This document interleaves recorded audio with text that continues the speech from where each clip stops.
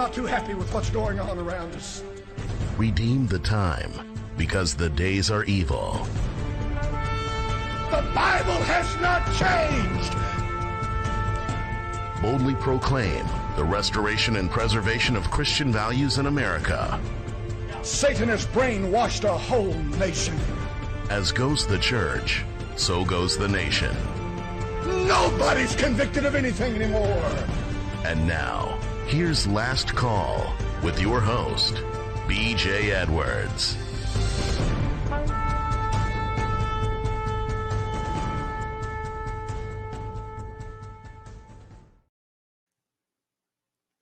It's not Last Call. It's Animal Farm. Animal Farm. Over there. All right. Yeah. 2 books you need to read for your defense.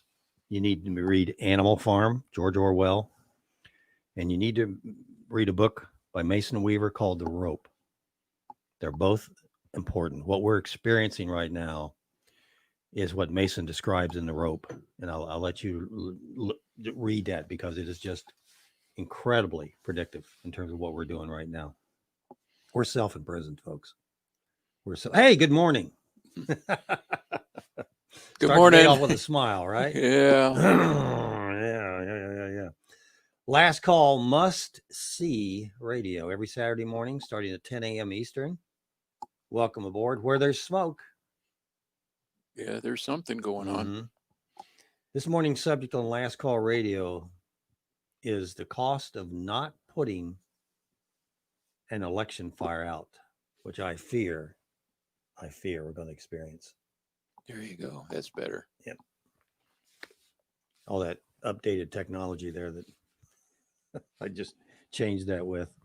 Hey, give us a call this Saturday morning. We want to talk about the election, what your thoughts are about it. I want to talk about masks and COVID and what your thoughts are about it. I think some people are getting annoyed. They're getting tired of this. It was unique to start with, but now it's getting old. Like wearing the same pair of socks every day.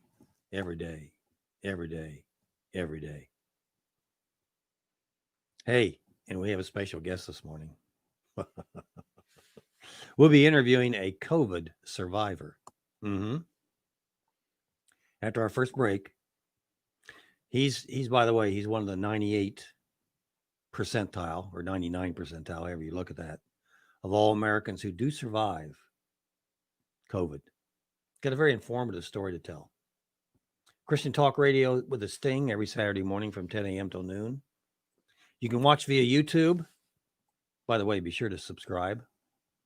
Listen on the internet or just listen by phone. And that number, if you just want to listen by phone, 2 numbers, 605-475-0010. Write it down now in case you have problems in the future. 605-475-0010 or 641-741-0816. The talk line is open now. If you come in on the talk line and you think you're just going to listen, you're going to be invited into as a guest to talk and tell us what you think about things. That talk line is 302-202-1110. 302-202-1110. And then type in 745-353. That's your call-in number. 745-353. As is my wont, I usually start the program out with a quote. And this quote is actually an answer to a question, which I'll give after the quote. The quote itself, yes. And here's the deal. We count the ballots. Some of these ballots, didn't say votes, some of these ballots in some states can't even be opened until Election Day. And if there's thousands and thousands of ballots, it's going to take time to do it. So who's the quote from? John Dewey? Abraham Lincoln? Al Gore? That's right. You guys are good. It is 47 Joe. 47 years in politics. if you take a real close look at the quotes and what's been going on, this you could make a darn good case for a setup.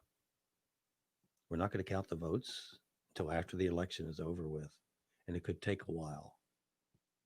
Yeah. If you want to fix it, it could take, I'm just saying, if you want to fix it, it could take a while. During the presidential debate, Chris Wallace on September 19th, Joe Biden was asked as the final question, will you urge your supporters to stay calm while the vote is counted?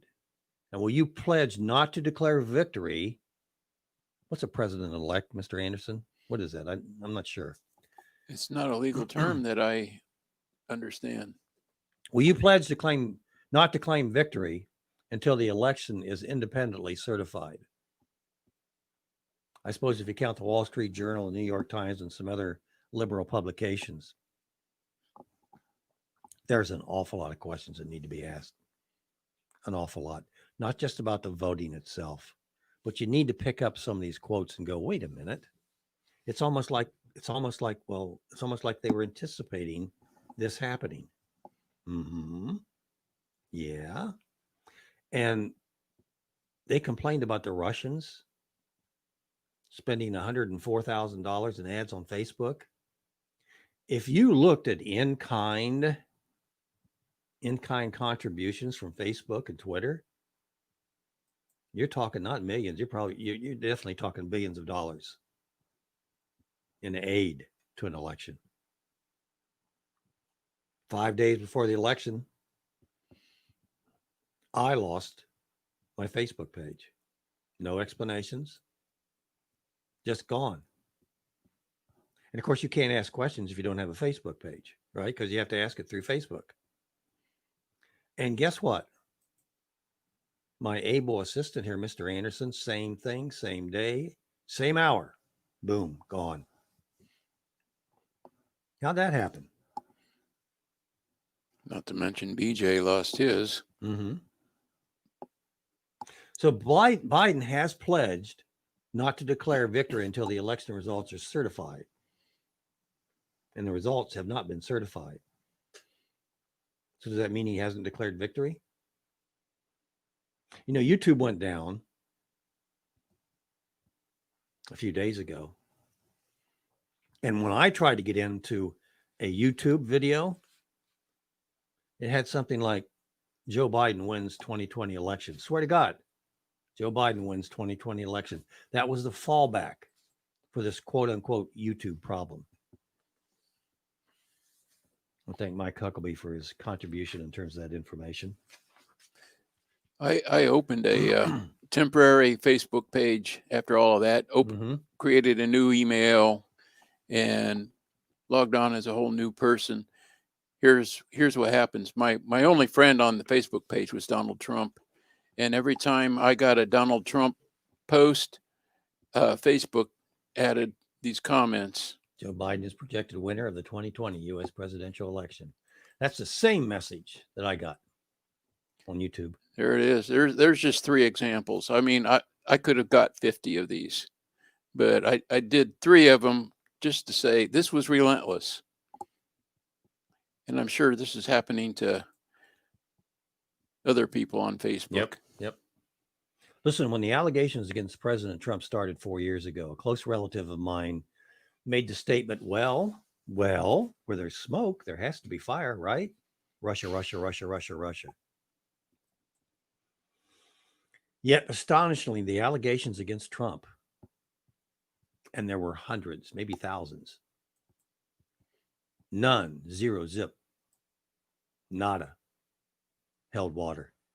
All there were folks convicted of created crimes around Donald Trump, but none directly related to his working and those working under his directives.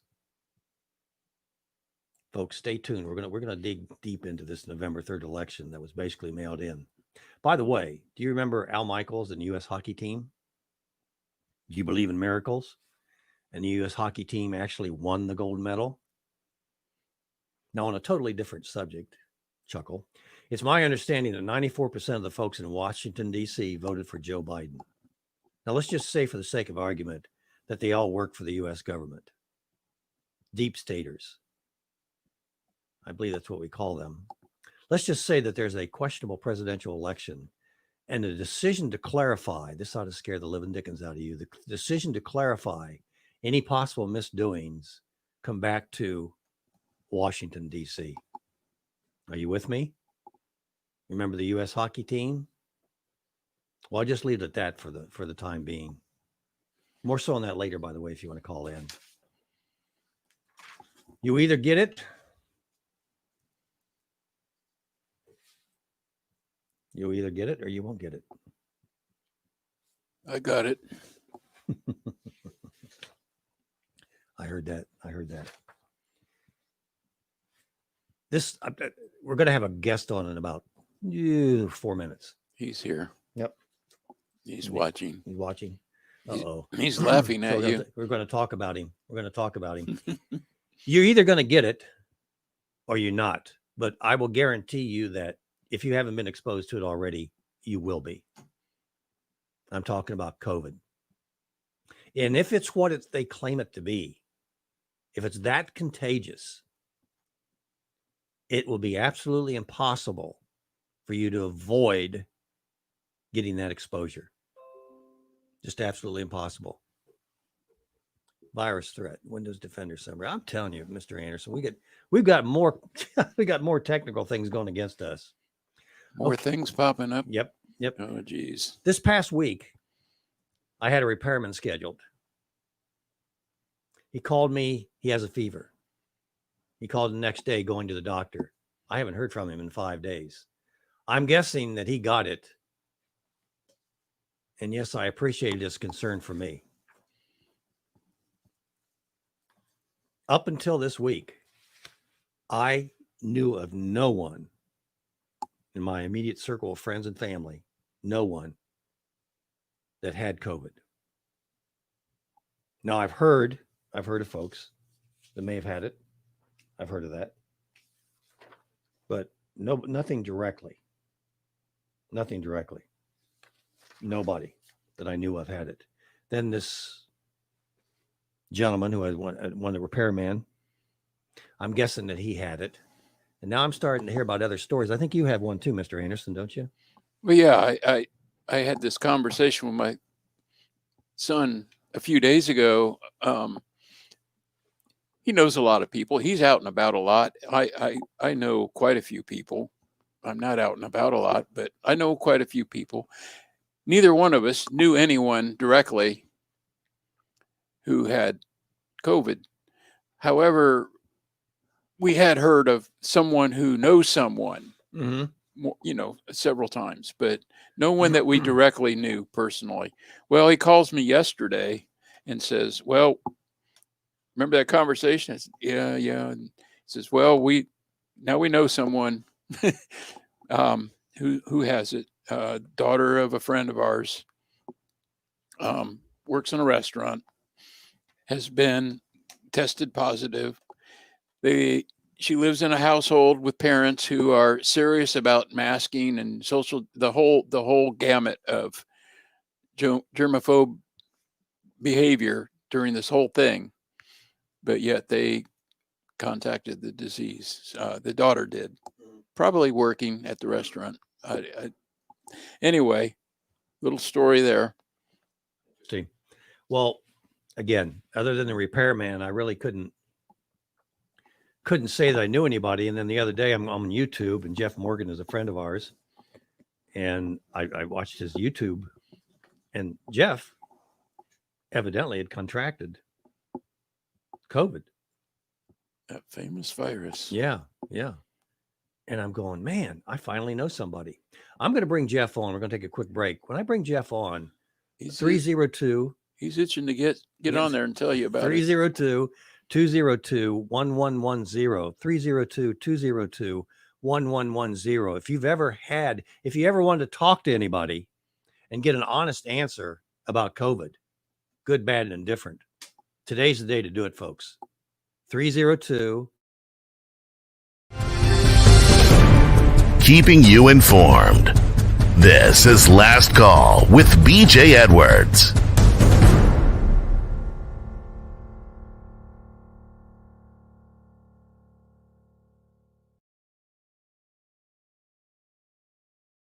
Jeff is the doer. Wait, we're not. Now you're on. Okay. Gotcha.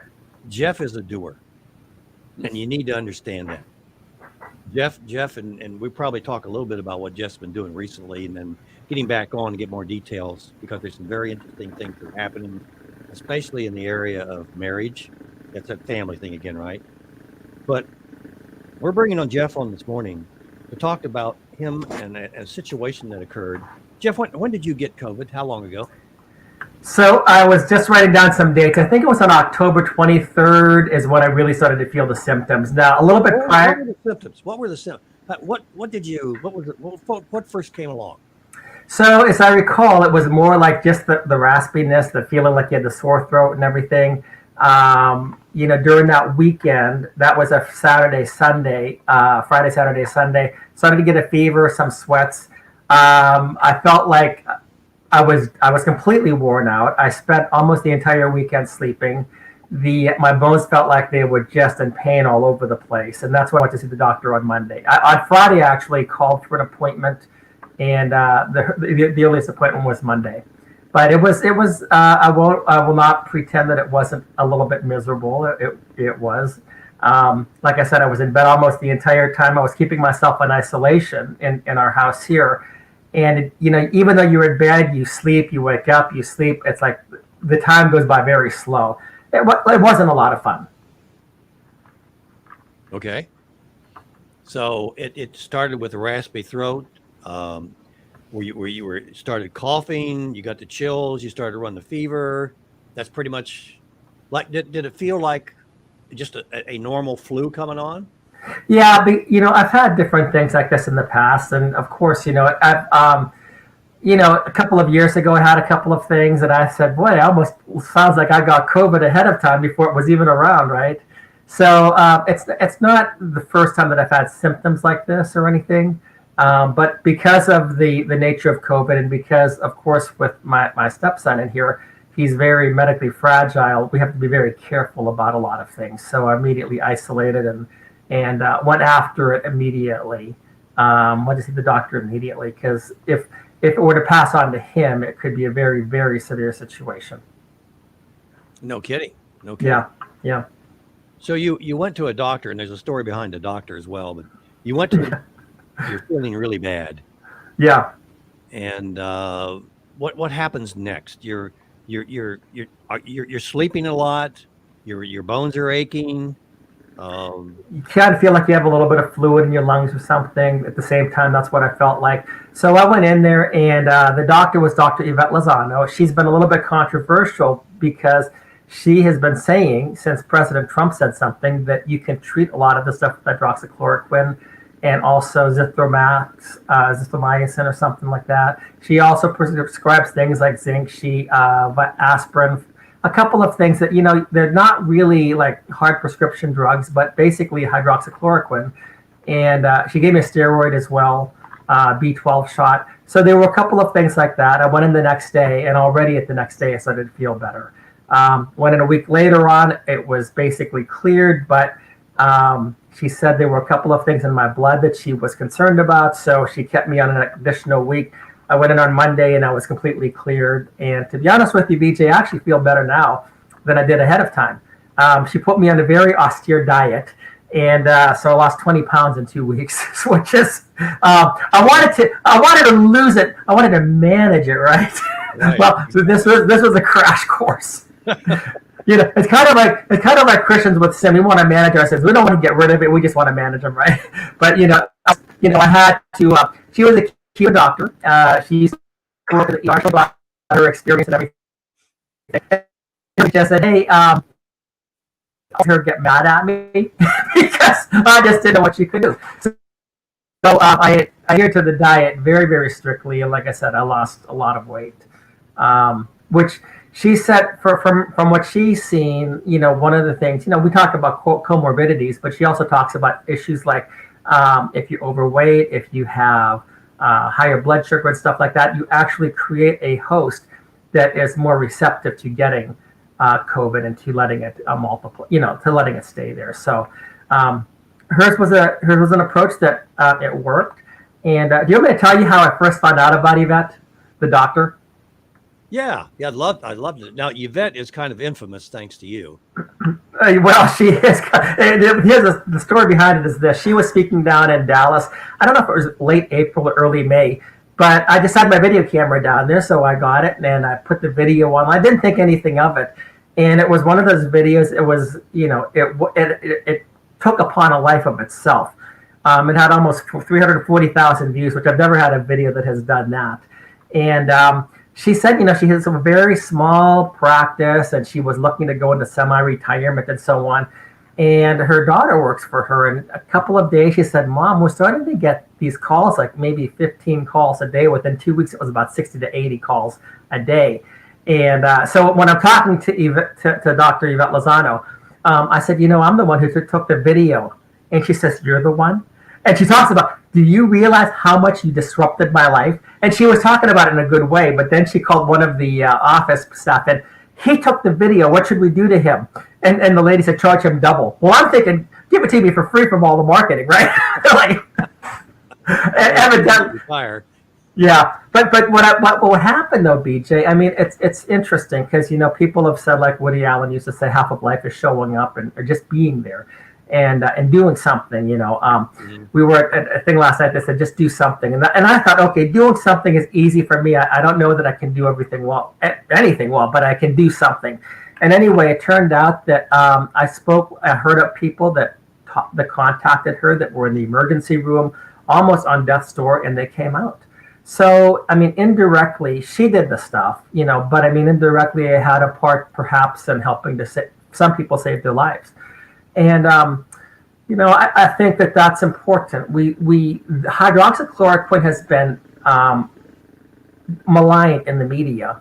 And yet I'm testimony to say, look, I went through the hydroxychloroquine, the Zithromax, the steroid, and everything else. And I feel better now than I have in I don't know how long. And, so how many people have needlessly died? And this was one of the issues that our Texas Pharmaceutical Board, I believe, would not allow her to prescribe it. And, she was fighting back. Repeat that. They would not allow her to prescribe what to you? The hydroxychloroquine would not allow her to prescribe it to other people. And we actually had a Senator Bob Hall, that fought with them. And eventually, this is my understanding, BJ. I may not have everything completely accurate here. But Senator Bob Hall, who's one of the great conservative senators here, fought with them, and basically they had to change their position, from my understanding. But like when Yvette Lozano, when I put up some of her videos, I mean, they were taken down by YouTube. This one somehow skipped underneath the radar, and I'm like, okay, well that's great. And I mean, well, I get upset when YouTube takes something down, so then I try to find another way to do something else then. But this, a couple of them said, okay, I'm not too concerned about it. This one was still up there. And it was very interesting, BJ, because the last time, it was 2 times ago I was there, pastor from our church was there. And he was he's not sure whether she's, completely legit, because I don't know. But anyway, I stepped out of the waiting room, didn't realize who it was. And then when I was out, I was talking with him. And I said, hey, look, this is very, it's worked for me. His wife was there, and she said, I saw this video in May, and I bookmarked it just in case. And there have been people that have done that. And so, again, I mean, to me, I was glad to have a little part in just putting up a video, not thinking anything of it. And you never know what God is going to do with something. You keep throwing things on the wall, and if something sticks, it sticks, right? Yeah. So, but anyway, it was a fun, interesting experience. I'm hoping to be able to interview her later. I don't know if she's going to let me or not, but she's got a very interesting story about, she said this. She said, hey, Jeff, she said, I used to be an ER doctor. Back in the 90s, I finished, my medical school. I was making over $50,000 a month in the ER. And something happened where there was a situation, somebody undermined her. And basically, and I don't remember if the patient died or the situation, and said, listen, either this person goes or I'm not coming back. And the next day, the person still there, so she left. And that's when she started her own private practice. But what she said about a lot of the stuff with the COVID is that there are financial incentives to hospitals to not treat it, but to manage it and to make it worse. So, for example, and again, I'm not a medical professional. I don't understand all of these things. I've read about this, but she said firsthand, that if you, for example, if somebody gets intubated, the hospital actually receives a large amount of money. I think he said it was $39,000 for this. So when you have certain programs that incentivize people not getting well, something is wrong with that. When I went in, I did not go the conventional government route, like with the nasal swab and everything. I went into her, she did her blood test, urine analysis, everything else. And a lot of it was based as well on symptoms. But she said, I'm sure this is what you have. But if you report it to the government, then you have government people crawling all over you, and who did you speak to, and this, that, and everything else. And I said, no, that's not the government's responsibility, is to be my papa or to be my doctor. I have a doctor for that. And the government wants to insert itself into every aspect of your life. Whoa, that's called socialism, by the way. It's called what? Socialism. Yeah, well, it's even worse than that. I mean, look at our Governor Abbott here. He did some things that I thought, he exposed his colors. I'm sure he has presidential aspirations. He will never get there. For what he did to Texas, and he basically was following the Democrats' lead. And I understand, I've got to play it safe. You know what? We get so sick and tired of these politicians that don't have facts, but just go based on propaganda and follow the Democrats' lead and then try to, put lipstick on a pig and sell it to you as if it's a princess. It's nonsense. So, those are my opinions, my feelings. Republicans have the Masters tournament is on this week, golf. Uh-huh. They talk about spine angle a lot. I think about what? Spine angle, the angle okay. in golf. Gotcha. Okay. And Republicans have a spine angle problem, and I'll let it go at that. All right. Yeah, there are some that are good. Like, for example, we have Lieutenant Colonel Alan West as the head of the yes. GOP. I think he has a spine. Yeah. So, yeah. He was down there. He was speaking in Austin at one of these rallies that I attended as well about COVID and stuff like that. And he was completely against what the governor was doing. And BJ, I don't know if you remember or not, but in May, I believe it was, is when he had his motorcycle accident. Well, I was the last person he talked to on the ground before that happened. And I'm driving back to Dallas, and I said, wait a minute, that's Alan West's motorcycle. And I looked and I thought, oh no, this is not good, because I can only imagine what's going on. But after the shock about this thing, I just spoke with him, and he's dead. And yet, as I'm going by, I started to pray, and it was like God gave me confidence to pray for complete healing. And I'm thinking to myself, okay, God, is this really from you, or am I just deluding myself? But within 2 days or 3 days, he's out of the hospital. Within a week, he's running 2 miles. Nobody survives an accident like that's 75 miles an hour. And yet he is out there and he's fighting. So I'm very happy that we have a man with a backbone and a spine, and who's willing to stand up against our governor, who's willing to stand up against issues. Because, as you know, Alan is also black, and he says Black Lives Matter is a communist organization. And it really is. Yeah. But, at the same time, and I'll let you get back in here in a moment here, but there's another guy, his name is Kevin McGarry out of California. What he did instead, and this is the Christian side of it, every Black life matters. Every BLM.com. Every BLM. We've had him on our show. Did you really? Yeah. Oh, we're gonna have to take a quick break. Hey, sure. What's the guy's name that out in California that helped start the organization? Oh, Kevin McGarry. No. Anyway, Larry Elder. Maybe I'll think of it. Yeah. Okay. Can we take it to a break here, please? BJ Edwards along, Mr. Anderson, your last call. Last call with BJ Edwards. Real talk about real life.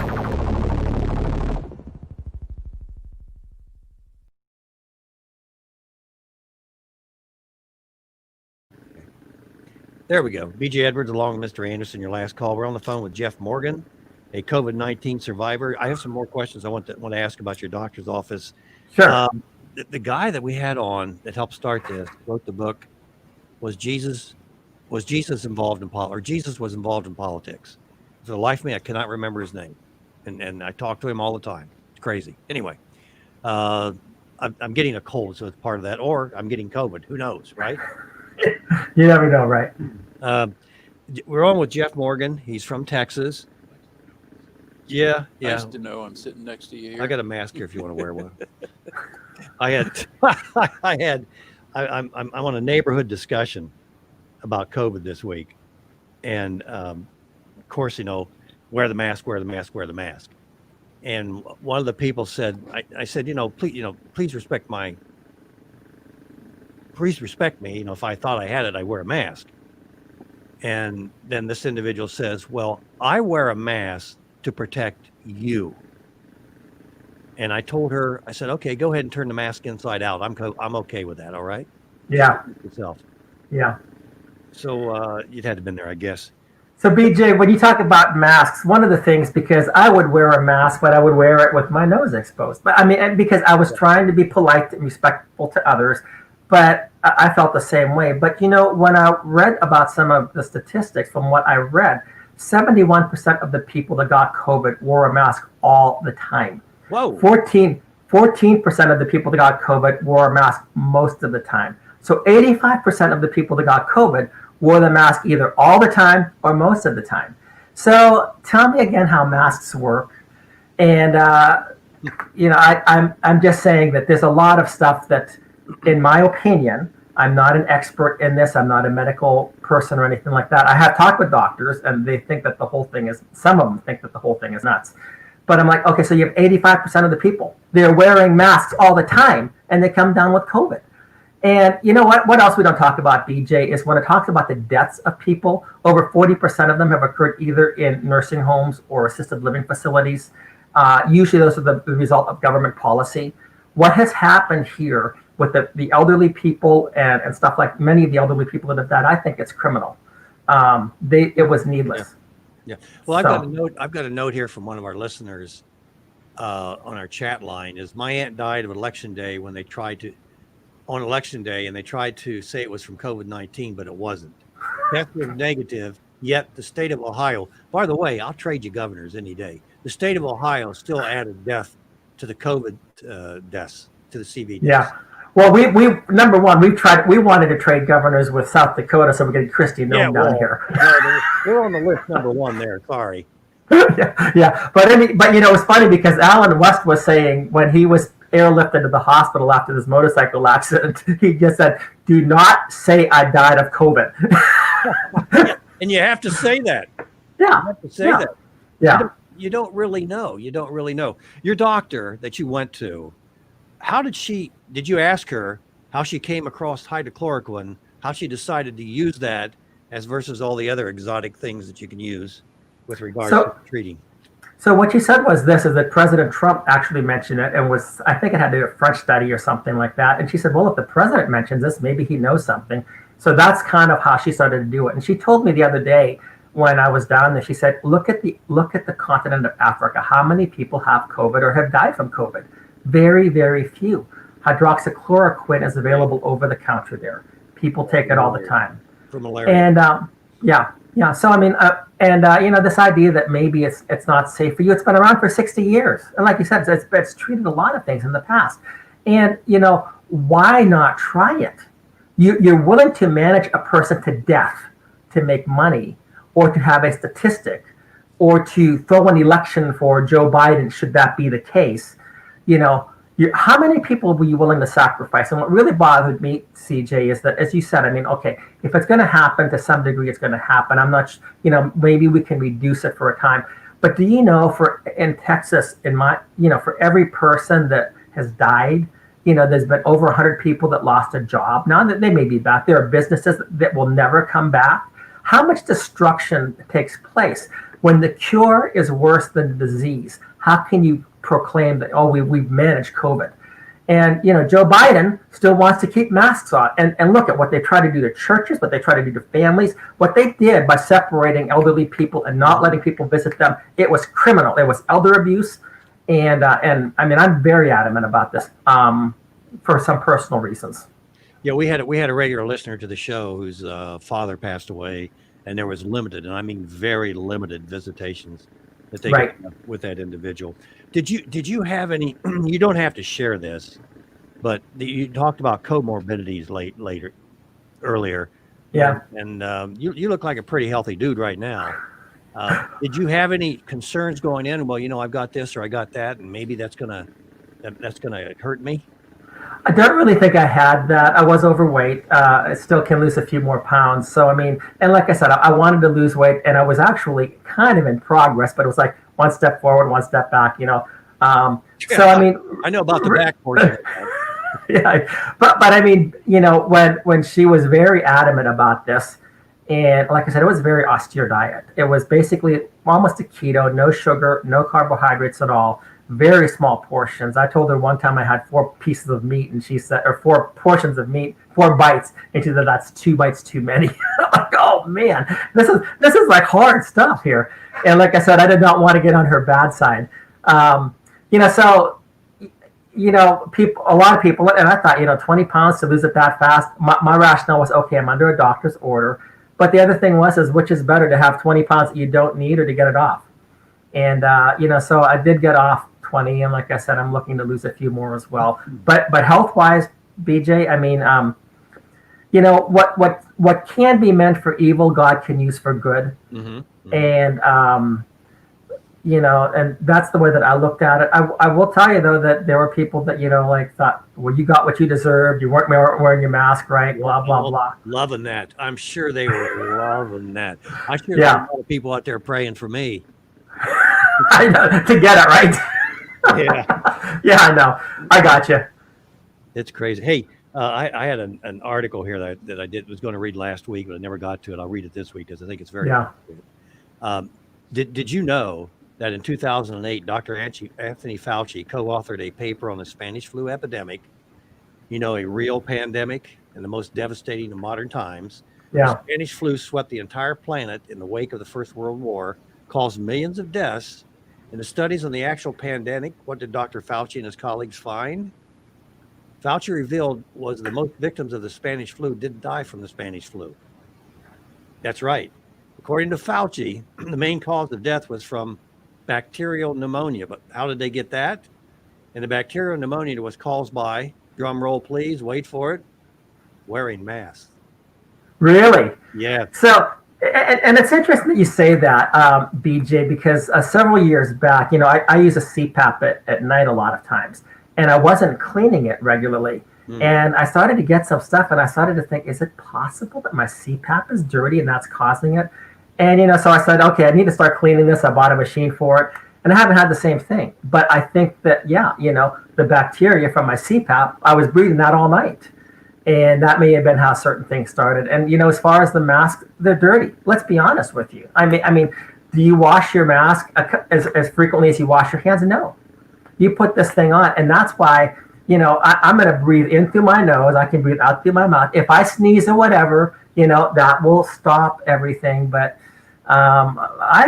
that's my thought. But again, I'm not a medical professional or anything, but I thought, it doesn't make sense to me, some of the stuff that they're advocating. It's like when you wear gloves all day. Well, if I touch something that's contaminated with my glove versus my finger, what difference is it? It's still contaminated. Do I keep changing my gloves every 5 minutes?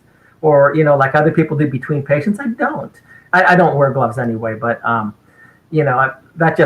was just my thought about the whole thing. Nice video there, Mr. Anderson. Yeah. You have to take a look at that. Here's something that was very, very difficult, but very fortunate on my end.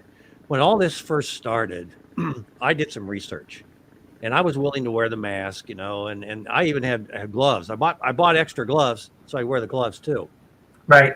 And I strip down in the middle of the road and then dash into the house and take a shower and then burn the clothes, right? Yeah. I was ready to do all that. And I started doing research, and I went to the CDC first. I'm going, okay, I'm going to take a look at the flu deaths last year, and then I'm going to compare it to what happens with COVID this year. Right. So I went to the CDC. The first thing I found is the flu deaths were 26,000 to 52 or 56, something like that. I'm going, wait a minute, hold it. What do you mean 26 to 52? Which Yeah. is it? And where is it? Yeah. And I started reading, and what they did was either by modeling or estimates, they didn't have raw data on the flu. Right. They didn't really know. Right. And I'm going, Right. wait a minute. And these guys are going to do the, and then you have the mask on, mask off. Then you have Fauci saying this and Fauci saying that.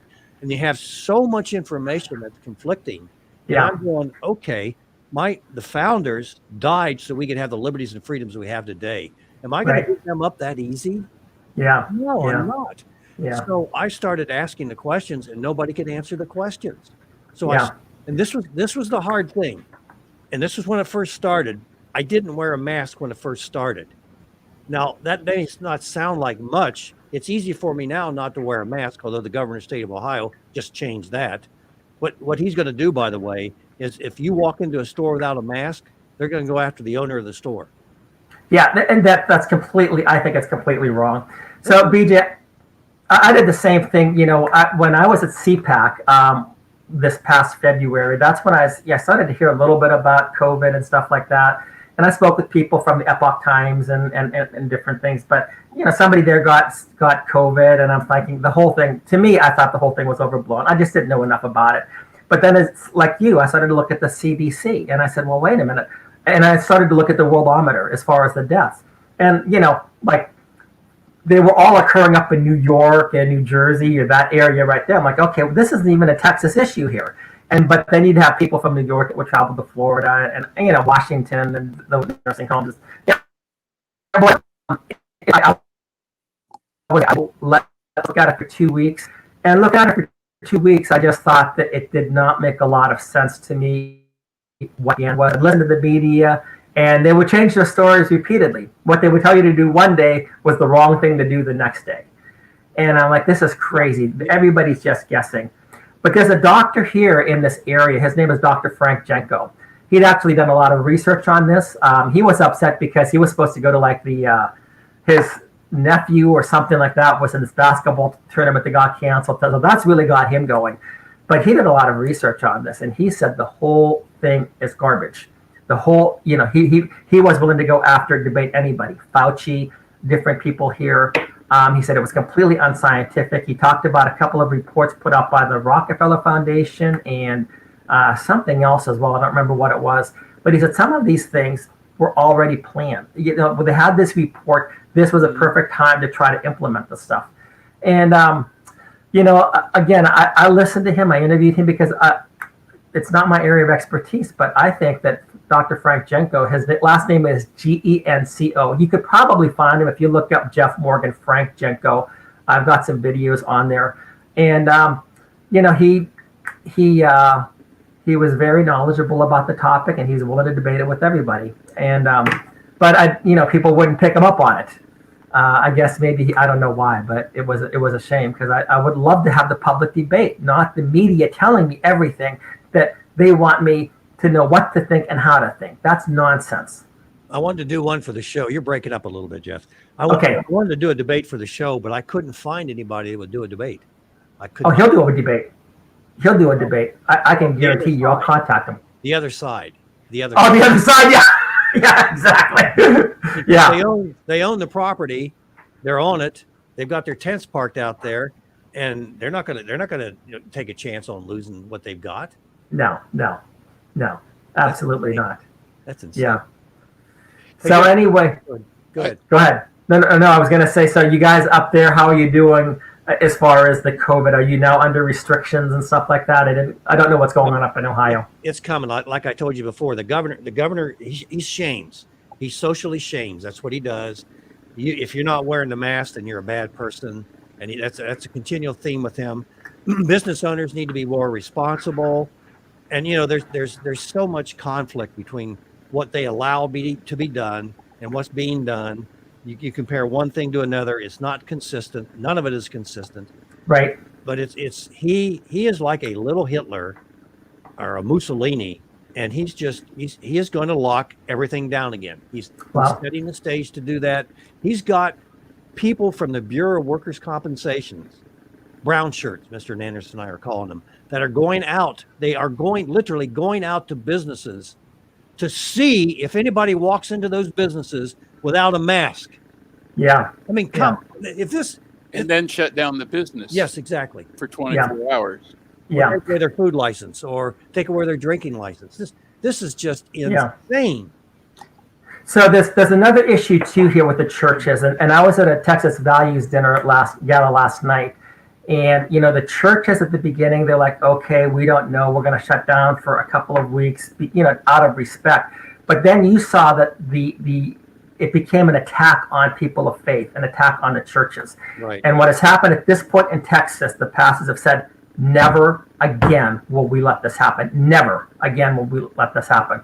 And that's what I thought from the beginning. I said, where are the churches? Because we do have the government's authority, and the government always wants separation of church and state, right? Right. Except that they want to have exercise control over the church. Yep. And but finally, now we have a lot of, I'm not saying everybody, but a lot of pastors that will say, never again. We are the people of faith. We are essential. In times of crisis, you need to have your spiritual counselors available. You need to have people that's what the ministry of the church is. That's what the ministry of Jesus is, to go out to heal people, to minister to those who are afflicted. And they're trying to stop us. It just unnecessarily too. So anyway, there may be some good things that have come out of this as far as, you talk about spine alignment. I'm hoping that some of the churches and pastors have gotten some spine alignment too. Yeah, well, yeah, they need it as well. I don't see, and I've got a history with Ohio pastors, so I have to be very careful with that. I don't see them being as bold as what you're talking about in Texas, and I hope you're right about Texas. But it's a business, Jeff. It's a profitable business. Right. And if you start saying things that scare people, and then they're not going to come to visit you unless you can create an environment where they don't have to be scared. I know one huge church that's 5 miles away from me that had services out in the parking lot. And how wonderful that is. And I'm going, whoa. Message sent, message received. That is not following God. That's right. Man. So BJ, there's one thing that I did find was a blessing, because, the courts, I thought to myself, okay, everything's shut down, and then the courts decided they wanted to do things virtually. And at the beginning, I was against that. And I said, well, wait a minute here. They're doing things virtually. We can now watch them. And now what they have hidden in evil, their evilness that they've hidden from the public, is now going to be exposed. So, we've done this, and I've been able to capture some things. And actually, there were some people that I've sent clips of their own trial back to the judges, and they pulled the video after that because of how bad it was. But, now we're watching some of these things, and when we know that somebody's going to a anti-family court, I'll call it that, we actually put the link up, and we get people watching. There was a judge recently that recused himself when he saw, there's like 26 people watching. Maybe I need to recuse myself. And, some of this stuff is, it's been good.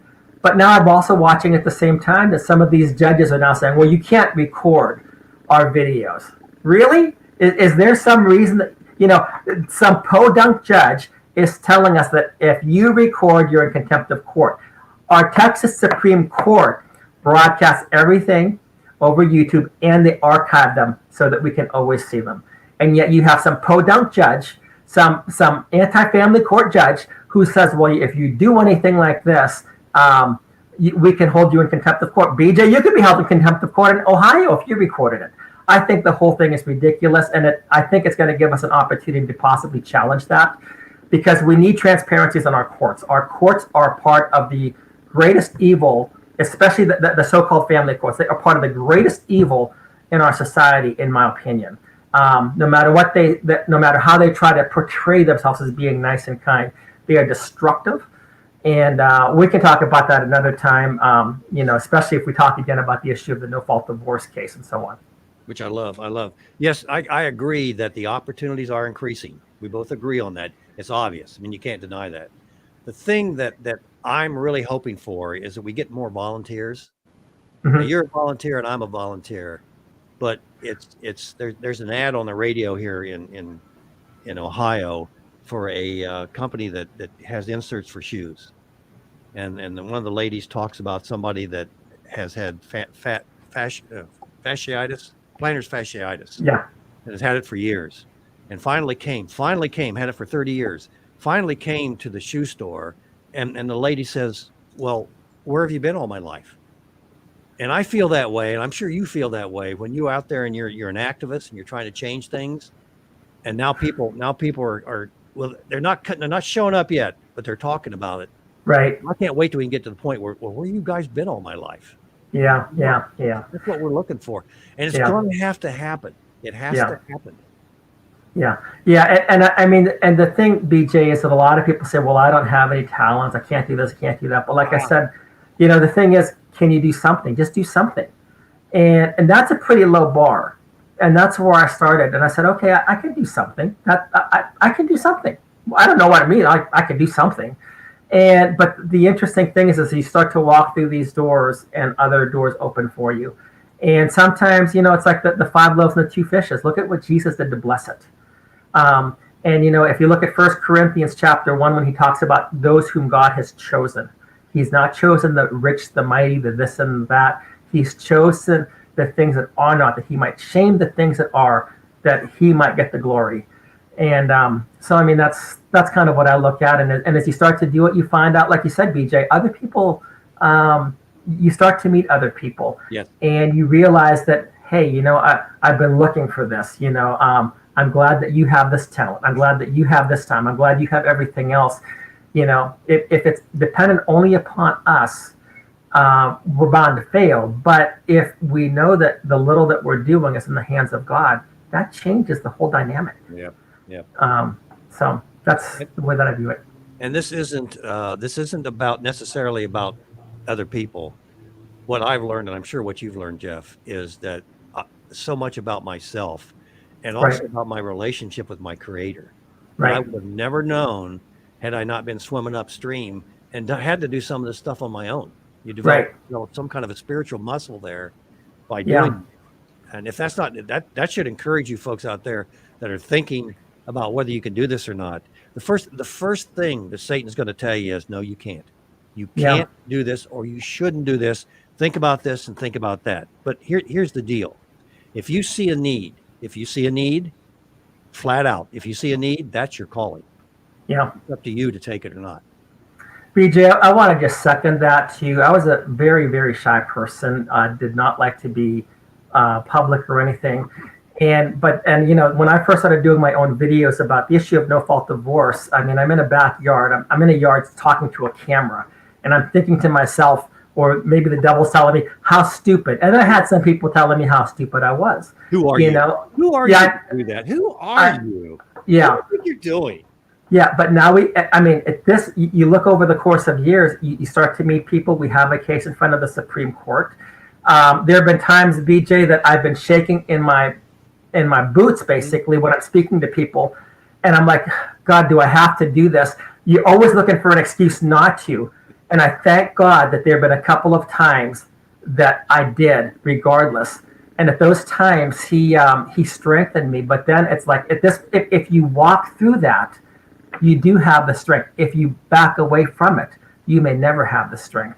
And, you're going to be laughed at sometime. You're going to be ridiculed sometime. But, when we're fighting, what we're fighting for is not just ourselves. We're fighting for our future. We're fighting for our kids, our grandkids.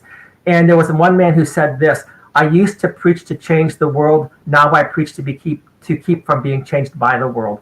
Ooh. So regardless, you have to speak out. And, it's more of a European thing than I think an American. We always want to see results, but the Europeans would say often that, are you faithful? Like Jesus, are you faithful? Are you faithful in the little? If you're faithful in the little, I'll give you, many more things. And, I look at myself as being one of the most unlikely people to be doing some of the stuff that you touched on a sore subject for me. I've got that American thing in me real bad, not the European thing. I want to see results.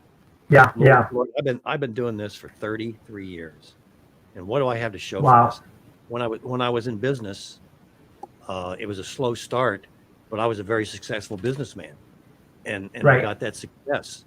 And now it Yeah. seems like the harder I work and the longer I go, well, we're looking at a possibility of Joe Biden being president of the United States. I'm going, is this what this is all about, Lord? I mean, but that is part of the learning process. That's part of the Satan process. Satan's going to say, if he didn't get you the first time around with, you're out in the backyard with the camera, you fool, what are you doing out there? If he doesn't get you there, then he'll get you with the American, well, what have you accomplished?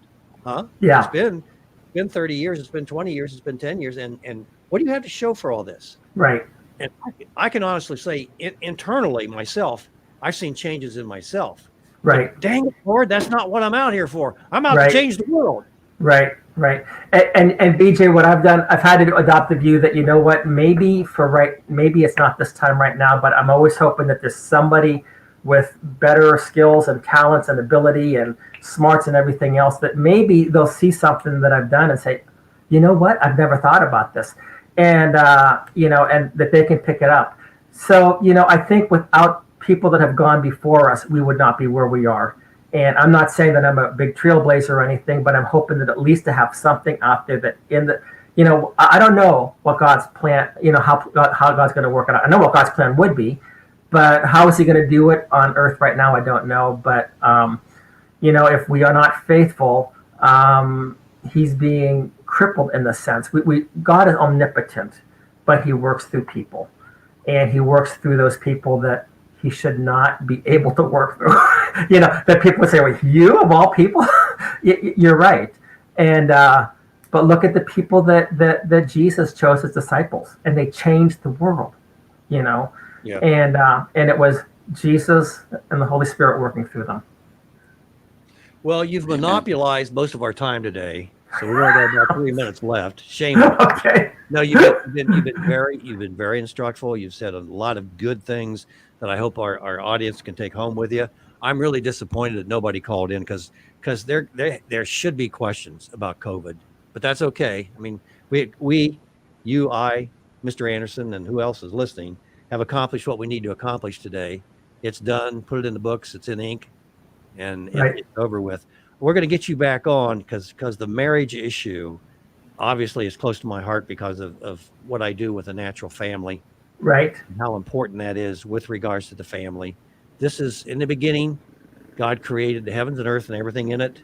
First institution he created was marriage, and that's the first thing that Satan went after, and he went after the woman. Now, I don't know why he went after the woman, Jeff. I could get in trouble asking that question, couldn't I? Anyway, You can get in trouble asking any question these days. That's true. But anyway, the marriage issue is so critical. As goes the family, so goes the nation. As goes the family, so goes the church. So go businesses. So go government. Everything is dependent on the family. That's right. The core. That's the base. And if it's screwed up, if it's messed up, then look out. It ain't going to happen. Civilizations just don't survive if the families don't survive. Jeff, we're glad you're healthy, brother. We're glad. Thanks so much. Yeah. You had the time to spend with us this morning and share your wisdom with us. Mr. Anderson, did you have a quick question or? I got a short video here of a business opportunity that goes along with the mask industry. Okay.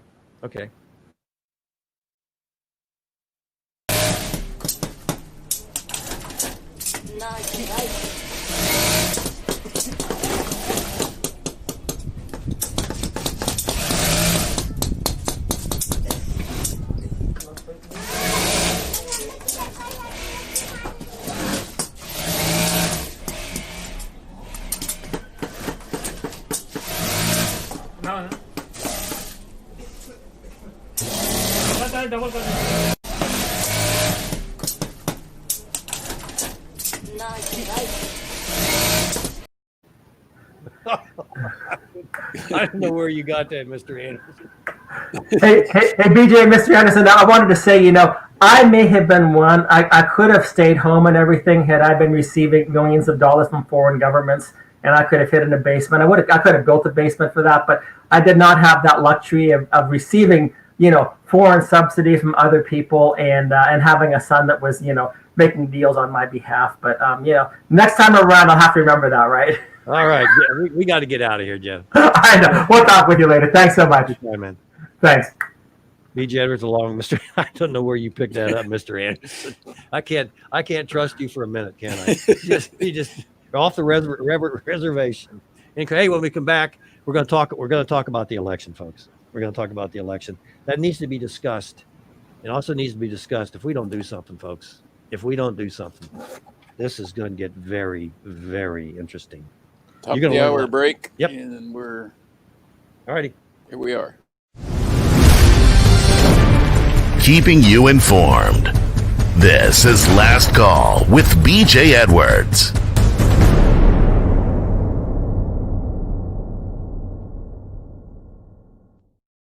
No? Now we are. All righty.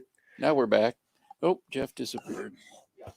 You've got some videos, and I want you to bring up that Tucker Carlson video, I think, first. Actually, I didn't tell you about this, but I thought this video on the Electoral College from Prager University is very informative. And even though you think you know what's going on, I like the basic principle that how it explains our voting system in America, and makes it very clear.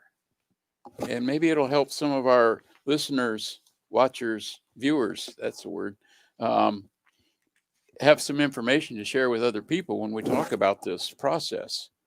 So, you care if I start with that one first? Go for it. The President and Vice President of the United States are not chosen by a nationwide popular vote of the American people. Rather, they are chosen by 538 electors. This process is spelled out in the United States Constitution. Why didn't the founders just make it easy and let the presidential candidate with the most votes claim victory? Why did they create, and why do we continue to need this electoral college? The answer is critical to understanding not only the Electoral College, but also America. The founders had no intention of creating a pure majority rule democracy. They knew from careful study of history what most have forgotten today or never learned. Pure democracies do not work. They implode. Democracy has been colorfully described as two wolves and a lamb voting on what's for dinner. In a pure democracy, bare majorities can easily tyrannize the rest of a country. The founders wanted to avoid this at all costs. This is why we have three branches of government: executive, legislative, and judicial. It's why each state has 2 senators, no matter what its population, but also different numbers of representatives based entirely on population. It's why it takes a supermajority in Congress and 3/4 of the states to change the Constitution. And it's why we have the Electoral College. Here's how the Electoral College works. The presidential election happens in 2 phases. The first phase is purely democratic. We hold 51 popular elections every presidential election year, 1 in each state and 1 in D.C. On Election Day in 2012, you may have thought you were voting for Barack Obama or Mitt Romney, but you were really voting for a slate of presidential electors. In Rhode Island, for example, if you voted for Barack Obama, you voted for the state's 4 Democratic electors. If you voted for Mitt Romney, you were really voting for the state's 4 Republican electors. Part 2 of the election is held in December, and it is this December election among the state's 538 electors, not the November election, which officially determines the identity of the next president. At least 270 votes are needed to win. Why is this so important? Because the system encourages coalition building and national campaigning. In order to win, a candidate must have the support of many different types of voters from various parts of the country. Winning only the South or the Midwest is not good enough. You cannot win 270 electoral votes if only one part of the country is supporting you. But if winning were only about getting the most votes, a candidate might concentrate all of his efforts in the biggest cities or the biggest states. Why would that candidate care about what people in West Virginia or Iowa or Montana think? But you might ask, isn't the election really only about the so-called swing states? Actually, no. If nothing else, safe and swing states are constantly changing. California voted safely Republican as recently as 1988. Texas used to vote Democrat. Neither New Hampshire nor Virginia used to be swing states. Most people think that George W. Bush won the 2000 election because of Florida. Well, sort of, but he really won the election because he managed to flip one state which the Democrats thought was safe, West Virginia. Its 4 electoral votes turned out to be decisive. No political party can ignore any state for too long without suffering the consequences. Every state, and therefore every voter in every state, is important. The Electoral College also makes it harder to steal elections. Votes must be stolen in the right state in order to change the outcome of the Electoral College. With so many swing states, this is hard to predict and hard to do.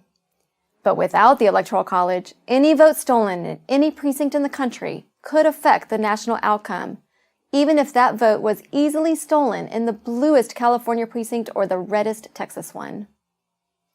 The Electoral College is an ingenious method of selecting a president for a great, diverse republic such as our own. It protects against the tyranny of the majority, encourages coalition building, and discourages voter fraud. Our founders were proud of it.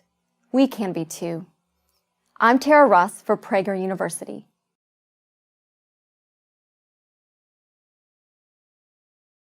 This confirms to me, among other things, is that the states gave birth to the federal government. And this is just another reminder that the states are as important, the individual states are as important as the federal government itself. 302-202-1110 if you want to talk to myself or Mr. Anderson. Then 745-353, 302-202-1110, and then 745-353. There's some questions that need to be answered here. If Donald Trump is successful in his legal actions, and he does manage to swing this around to where it truly is, and we all know where it truly is. Even those in denial know where it truly is. What if the electorates don't do their job? Could you have a wildcat out there? Just think about that, folks. This could happen.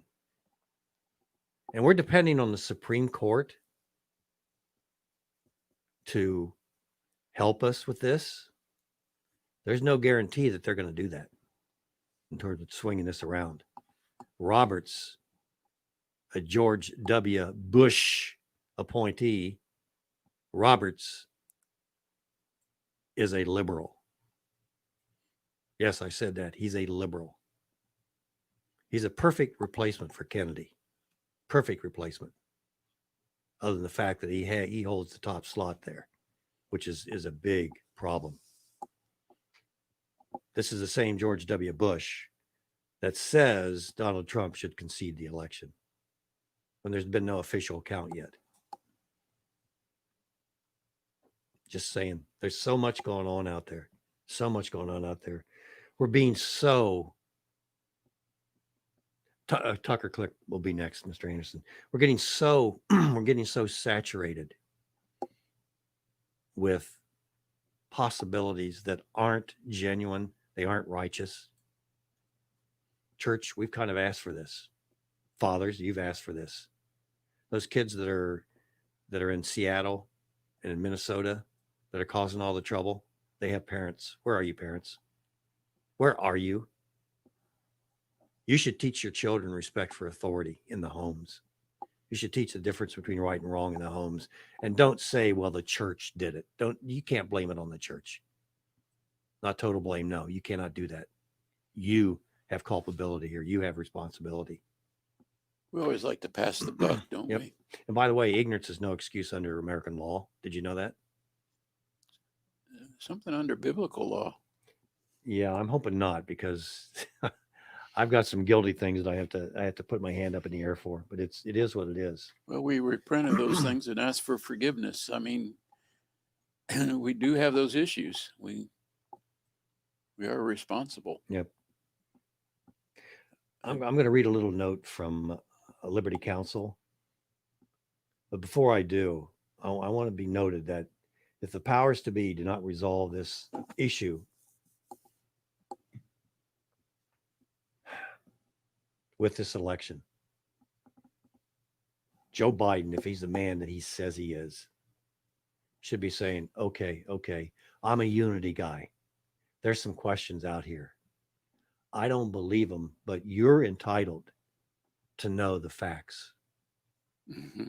I'm going to work with President Trump, and we're going to resolve this issue. Because if we don't resolve this issue, democracy is dead in America. It doesn't make any difference what you do with the Electoral College. It doesn't make any difference. Actually, democracy grows and republic dies. Well, the democratic process, the democracy process is dead. We vote for these officials by states, but it's not going to make any difference if the vote doesn't count, if its vote's been stolen. And that's the question on the table. Has this election been stolen? There's people in Washington, D.C. today that are reaching out to the government and saying, please resolve this issue. Well, that's true. The vote, the whole process is fragile, very fragile right now. Dependent on an honest and fair election. You ever heard that before? There's just too many questions. By the way, Liberty Counsel is on the front lines, and thank God for them and others like them, fighting for an accurate and honest election. They're gathering information, monitoring the vote counting process where permitted. Why the resistance on that, folks? And documenting evidence. And for the records, Joe Biden is not the president-elect. That's not been decided yet. Despite the lies of the media, and they are lies, and irresponsible press conferences, the election is far from over. Their staff members are in Michigan, Pennsylvania, Georgia, Arizona, Nevada. It's a long process. One of their former employees, who's a law professor, was fraudulently registered, this is what we know, to vote in Michigan under the maiden name at her parents' address. That's one instance, so that's not going to make a difference. By the way, she's a registered Republican. 3 postal workers came forward, Michigan, Pennsylvania, with firsthand knowledge, signed affidavits that votes were counted after mail was received, after the 3rd. In Wayne County, Michigan alone, 200 people have sworn affidavits of misbehavior and fraud. In Delaware County, Pennsylvania, 14,000 votes were uncovered that the county cannot account for. 14,000 votes. Now, we don't know whether these are isolated instances.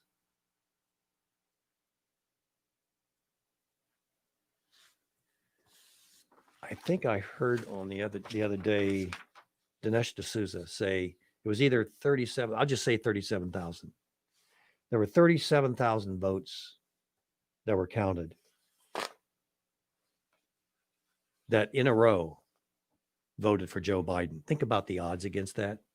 What are the odds that you collect the votes, whether it be from the mail or whether it's in-house, you collect the votes, you set them in a stack, and you run through them. And you go, 100 of them are Joe Biden or one candidate. You go, wow, that's interesting. Then you get to 500, you're scratching your head going, wow, this must be one heck of a district. And then you get to 1,000. And then you get to 10,000. Joe Biden, Joe Biden, Joe Biden, Joe Biden. Nobody in that line or nobody that mailed that in voted for anyone else other than Joe Biden. Again, is this an isolated instance? Then you have the software issues that are popping up. There's so many questions out there. There's more questions out there than there were accusations against Donald Trump. I don't know if you can read this. Look at this meme. Can't read it. But it shows the states and the number of registered voters. And over 100% voting. yeah, Yeah, there's that issue too. It's something like what you were Yeah. talking about. So, some folks, something's off here. Something's off here. Eyewitnesses saw a batch of ballots where 6% of them had the same signature. Eyewitnesses saw a bunch of ballots scanned 5 times, same ballots. 35 ballots counted that were not connected to a voter record. Eyewitness saw poll workers marking ballots with no mark for candidates. Save those for later, right? In case you need them. Jokers. Deceased son was recorded as voting twice. Provisional ballots were placed in a tabulation box. Republicans challengers not readmitted, but Democrats admitted voting challengers. Democrats gave out packet tactics to distract Republican challengers.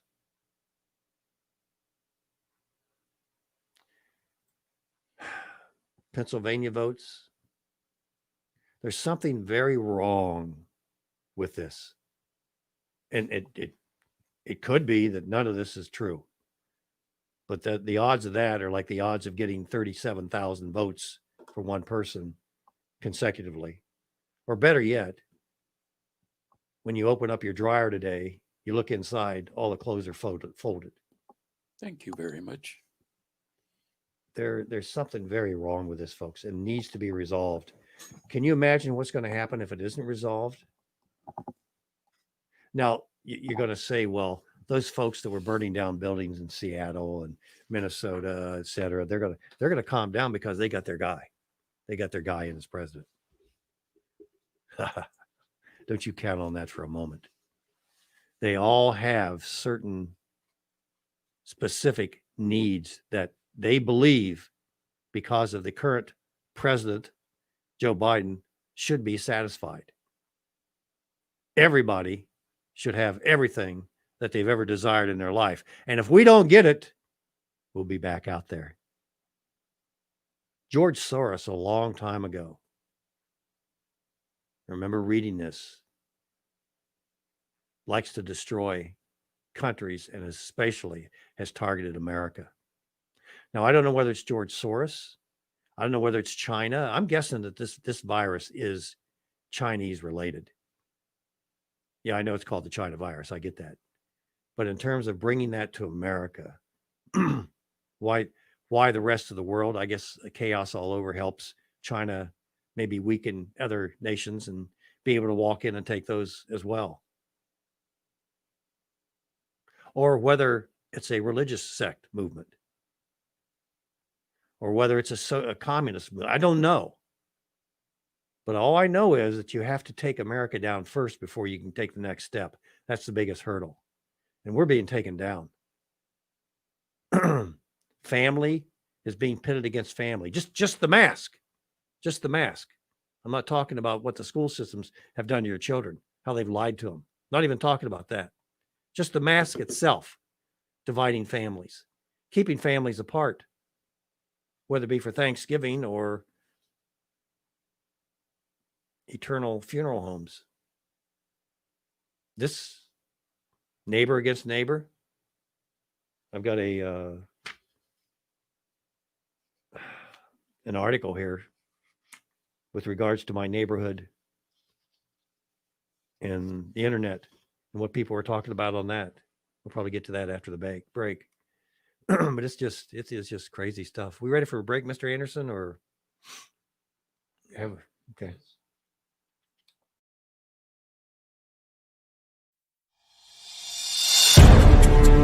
Last Call with BJ Edwards. Real talk about real life.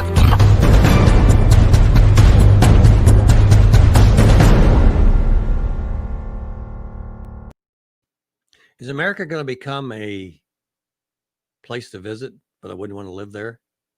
Is that what America is going to become? Where would you want to live? Right. Exactly. It's a great question. Where would you want to live? Where would we go? Can we build a Mayflower and start another country? And how we allow this male this mail-in vote insanity is just absolutely crazy. On the neighborhood website, it gets a little political every now and then. Somebody posted the other day, a lot of people went to the polls. A lot of people didn't. Same result, meaning those that mailed in their votes, no big difference, other than serving as a wild card for one party. So I took the liberties and I talked to, let's call him John. And please be honest here. If you had a winning lottery ticket, would you mail it in? Personally validate it and then hand it to a complete stranger and trust them to do the right thing? Would you do that there, John? I value my vote, at least I have up until this election. It's an honor and a privilege. And I hope that you feel the same and that we both can continue to trust the process. Yes, there are times that we can't make it to the polls, but that should be the exception and not the rule. I'm open for discussion. I then sent them a link to where voters' ballots were being destroyed and some of the other shenanigans that we talked about earlier this morning. The response, sure, I've done absentee voting my whole life. Never seen any issues with it. It's never been this massive. Never been any reasons to not trust it. Well, there is now. I did the same thing this year and see no reason to doubt my vote wasn't tallied correctly. In other words, the question wasn't answered that I posed. That's a good question. Would you, honest to God, would you give somebody your winning lottery ticket?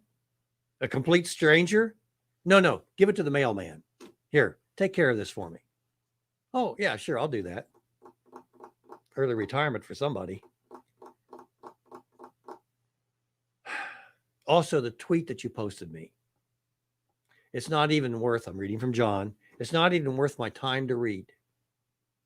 Until it's confirmed, for example, which he wouldn't listen to, by an official source, whatever that is, the Wall Street Journal, the New York Times, it holds no value. End of John's retort. To wit, BJ responds, great, but I am curious. I am curious. And I have been courteous to him. Do you believe that Russia's interfered with the election of 2016? Do you believe that Donald Trump is a homophobic or a racist? The response from John, goodbye. It's been nice chatting. Goodbye. Click. My reply, my apologies. I don't like getting into political discussions outside my family. I'm sorry. He also said, my apologies. I don't like getting into political discussions outside my family. I make it a policy several years ago. Now, again, he started on this site with a political statement and then tells me that he's not into political statements. My response to John, neither do I, and especially in the family. However, in my humble opinion, politics is the air that we breathe in America, and it is, folks. And politics is not just in government either. It's everywhere. You can try to hold your breath so long, but you eventually have to come up for air. Yeah, I mean, just look at it's affecting your church. It's affecting your school and where your children and what they're doing daily. Yep. You tell me that isn't interesting to you? You're not concerned? Do we have lawmakers? How are they elected? There's a political process, right? Your grocery store, your doctor. Oh, wait a minute. They're controlling my shopping habits now. Politics is everywhere. It is the air. It's not in the air. It is the air. how often you can drive your car. Oh, wait, did you listen to Joe? We're not going to be driving cars in 2035. Seat belts. Oh, yeah, they're bringing that up again. And politics is not just in the government either, I said to John. It's everywhere. You can try to hold your breath as long as you want, but eventually you have to come up for air. What I try to do is improve the air quality of politics. That's what we're doing, Mr. Anderson. We're air quality control specialists.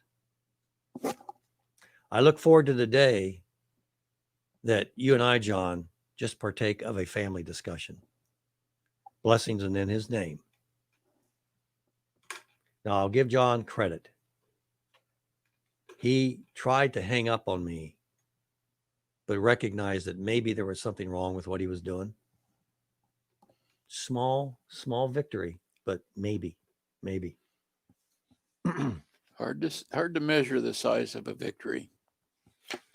On the same internet site, the lady was talking about the governor and the mask and bringing them around, and I relayed the message with our guest earlier about wearing the mask, and I just basically said the governor of the state of Ohio does not respect anyone, whether you wear a mask or not. He doesn't respect anyone. He doesn't believe that you have the ability to make decisions, that only he can make decisions for businesses, for families, right? For the church. Pope Mike of Ohio. Pope Mike. Yeah. Mighty Mike. Mighty Mike, yes. I think he's making a fortune on the virus vaccine. Well, he, like a lot of politicians, is a millionaire. He's never had a business, yet he ends up being a millionaire. Now, how does that happen? Seriously, folks, how's that? You know where the money comes from, don't you? Yeah. You and I, that's where it comes from. This is, what is that? I'm telling you what, there's just so many things flying around technically that it's just crazy. It's just crazy how they're controlling. I don't know what we're going to do about the technical aspect, how we're going to be able to continue to communicate, because it's being so manipulated, so controlled. Speaking of which, yes, we were going to mention that on our show today, because what happened with us on Facebook, and we've lost contact with people. That was our only contact. Right. And it's really important at this day and age. Well, it's always important. I mean, to know who your friends are, and if you want to stay in contact, have more than one way to be in contact with them. Exchange emails, phone number, any number. I would say three ways minimum to be able to contact some of these people that are far away. It's real easy just to sit down at the computer and click on their name, and it automatically fills in the email. You don't even know the email. The same thing is true with your phone. You pick up your phone and you touch their name, or you don't even know the phone numbers anymore. It was really important when I was a little kid. I grew up.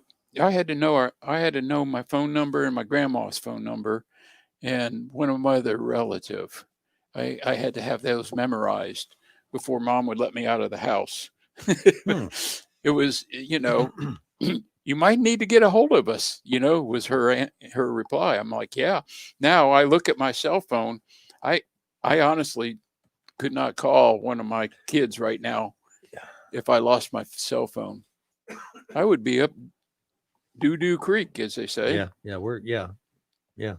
So I just wanted to throw that out there to remind people, to protect themselves and make sure that they have contact information of valuable people.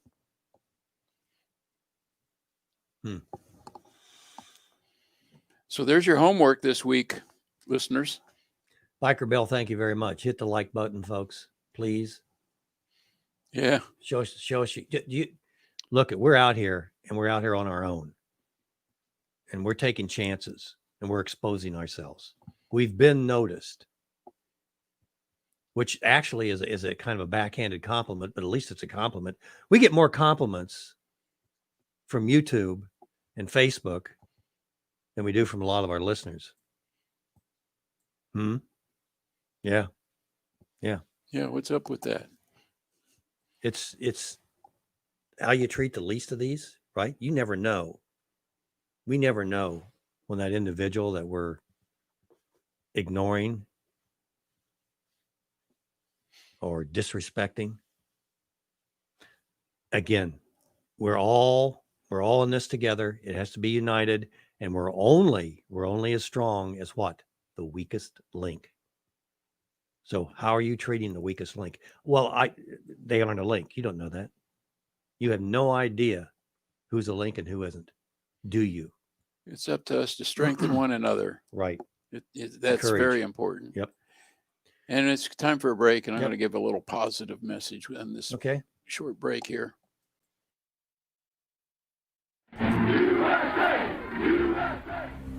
My name is Gene Ho.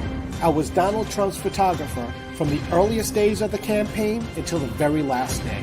A journey of almost 2 years. Find out what Trump was really like behind the scenes. The stories and pictures will warm your heart and restore your trust in America and your faith in God. Read my new book, Trumpography, available now, and be inspired. It was a great interview, by the way. Yes, it was. Gene Ho. Hey, can you bring up one of those videos when you get a chance, Mr. Anderson? Well, yeah, with Tucker or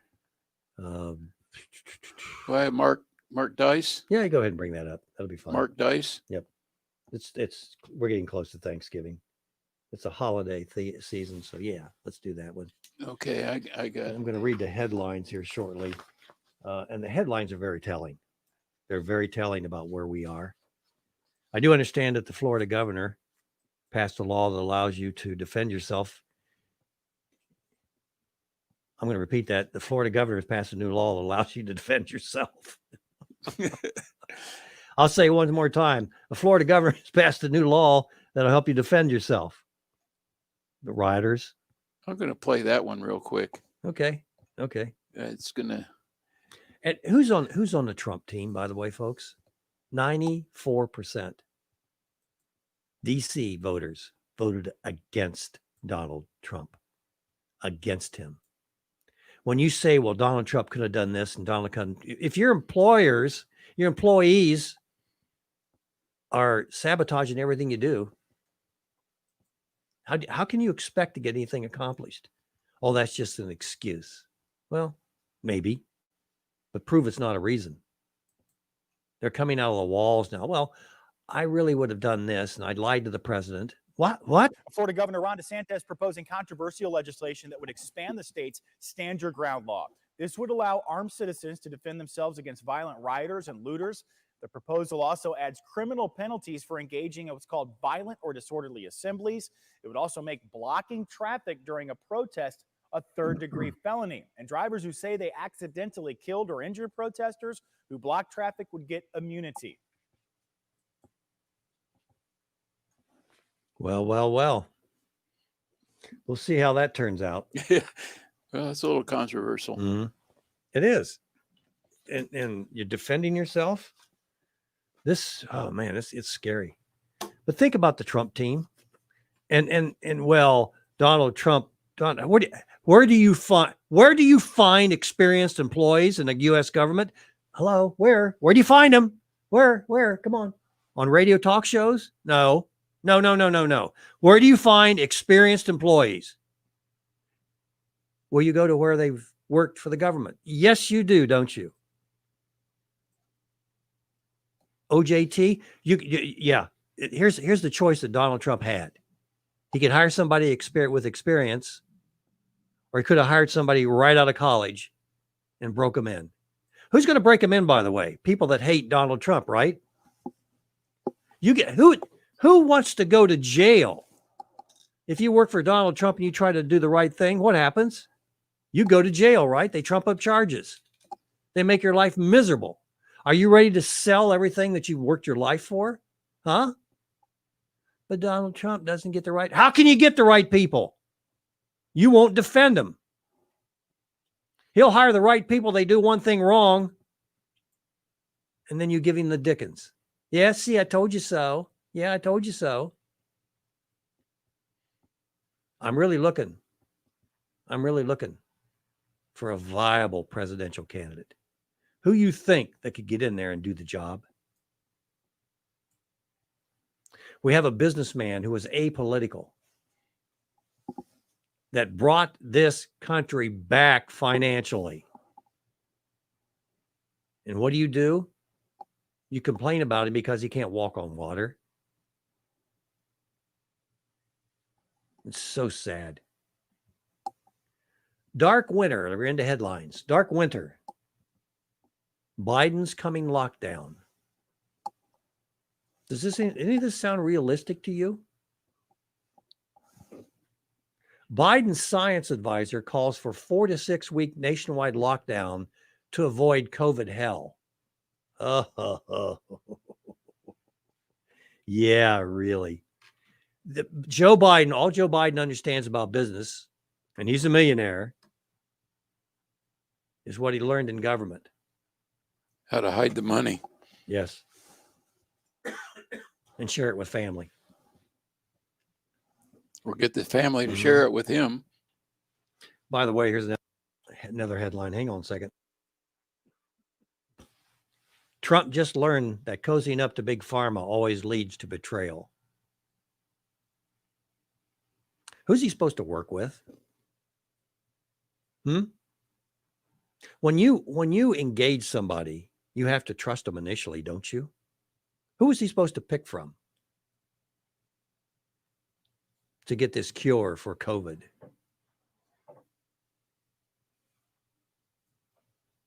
Which we're going to refuse. Pfizer's latest claim that its experimental Wuhan coronavirus COVID-19 vaccine tested out at 90% effectiveness has sent President Donald Trump into a tailspin purposely. Of course, Pfizer didn't know before the election that this was really going to happen, right? Oh, no. They didn't know. They didn't know. Are you awake out there? Are you?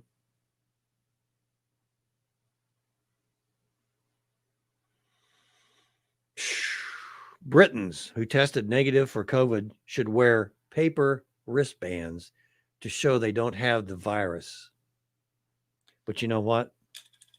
Those paper wristbands could get lost, or they could be reproduced, couldn't they? Yeah, they could be counterfeited, couldn't they? Well, then what are we going to do, BJ? Dog tags. Yeah. But dog tags can be stolen. We need something more permanent. Some sort of a mark that's more permanent. A tattoo. Oh, yeah. Wonder where you put the tattoo. You probably, I got long sleeve shirt on today. I So want to be able to see it easy. yeah. Maybe on the wrist, or no, back of the hand, because the wrist could be covered up, right? Wrist could be covered up, but the back of the hand, and then you could just boom. Maybe there's some kind of machine there that can record it. Tell where you've been too, by the way, right? No, they wouldn't do that. They wouldn't track you. Come on. No, maybe during a health crisis they might track you. Maybe during a health crisis they might track where you've been. Yeah. Yeah, it's for the, what is it? Good of the order. Yeah. It's for the good of the order. Yeah. Your liberties and freedoms Common good. came at a price, and they are priceless. Yet you give them away out of fear, trusting a politician. Can you really? Who would you trust with your health? A politician or a doctor? Wait a minute! Wait a minute! Who are you trusting with your health? Wait a minute. You know, I was thinking about this forehead thing. You said back of the hand. Mm-hmm. How often do they scan your forehead now when you go into places? Ooh, they do, don't they? Yes, they do. People just walk right up to a desk and bend over toward the person behind the desk, and they point this little infrared machine at you, and okay, you're good to go. We're already trained. Yeah. We're already Yeah. trained to submit. Bring it on. Yeah. Oh, wow. I'm unique. I make them read my wrist. I don't like, Paper wristbands. oh my goodness. And who's to say you don't get COVID after you get the band? Gallup poll, fewer than half likely to comply with COVID-19 lockdown. We'll see. We'll see. I mean, if they do what they do here in Ohio, it doesn't even make any difference what you, the purchaser, plan on doing, because that business won't serve you. I can't get a haircut. We went to a Tea Party meeting the other night and told everybody that I needed a new barber. The old one won't serve me because it won't wear a mask till they know anybody. And they gave me a name, and I followed up, and guess what? They won't cut my hair. One of the beauticians, I have to go to a beautician, you know what I mean? one of the barberessas has an illness, and the virus could affect her. And I appreciate that. I really do. But that's just how it is. So don't think that you're going to be able to say no to that vaccine. By the way, you should be starting a local unit that's going to defy. Get your local councilman, get your local sheriff, get your local mayor to establish a freedom and liberty zone for vaccinations. They're coming, and they're coming hard. And keep in mind, I mean, the Bible talks about buying and selling. And I said the other day, it's interesting that mark and mask are both 4-letter words, and there's only 1 letter difference there up the alphabetical scale, S and T. Just saying. You're not going to be able to, and your child, first of all, if you know that they're getting vaccinated, if they let you know that they're getting vaccinated, how are you going to stop? How are you going to stop that? Your child gets sick 2 years after the vaccination, and it's vaccine related, and you take him to the doctor, and you say that you got a new doctor. You take it to the doctor and say, well, I don't know what's going on here. And the doctor says, well, this looks like a reaction to a vaccine. And you as a parent say, no, not my child. My child didn't have a vaccine. And then, of course, the doctor checks on the national register. Yeah. It'll be on a national register. The government can know your every healthcare aspect. I'm sorry. The government knows your every healthcare aspect. Isn't it funny how that happened? Was for the good of the order, right? Reading that fine print when you go in the hospital, it'll tell you. You give them permission. What our founders gave their all for what we have here, and we're just I can't say the word, but it's passing a liquid out of your body that isn't necessarily. Anyway, we're just letting it all go by with doing nothing, saying nothing. But it's the pendulum's going to swing. Go ahead, Mr. Anderson. I'm going to start this video. Okay. Happy Thanksgiving. Yeah.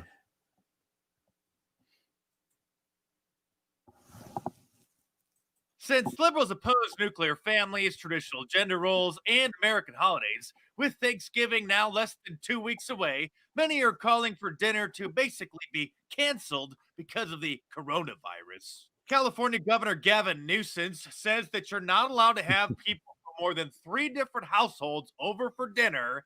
Everybody has to eat outside and sit at least 6 feet apart. Seriously, he referred to the new California Department of Health guidelines, which literally prohibits more than 3 households from getting together. It's literally the first rule. Quote, gatherings that include more than 3 households are prohibited. He also wants people to wear face masks to dinner. When gathering, face coverings must be worn in accordance with the California Department of Health guidelines. It gets even better, though. They have rules for singing, chanting, and shouting, even while you're at the outdoor gatherings. Singing, chanting, shouting, and physical exertion significantly increase the risk of COVID-19 transmission, they say, because these activities increase the release of respiratory droplets and fine aerosols into the air. All people who are singing or chanting should wear a face covering at all times while singing or chanting, including anyone who is leading a song or chant. People who are singing or chanting are strongly encouraged to do so quietly, or at least below the volume of a normal speaking voice. Chicago Mayor Lori Lightfoot has gone even further, saying that you shouldn't have anyone over for Thanksgiving. Stay at home unless for essential reasons, she tweeted. Stop having guests over, including family members who do not live with you. Avoid non-essential travel and cancel traditional Thanksgiving plans. You must cancel the normal Thanksgiving plans. You must cancel the normal Thanksgiving plans. Of course, Mayor Beetlejuice will have Thanksgiving guests over as usual right after getting her haircut. She's the mayor who got caught getting her haircut after she ordered all non-essential businesses, including salons, to close back in April. But here she is last Saturday in the streets of Chicago, not wearing a mask and not social distancing, celebrating the mainstream media declaring that old Joe was the projected winner of the 2020 selection. This is a great day for our country. We get to take our democracy back. Well, it sure is a good thing the liberals are immune from the coronavirus.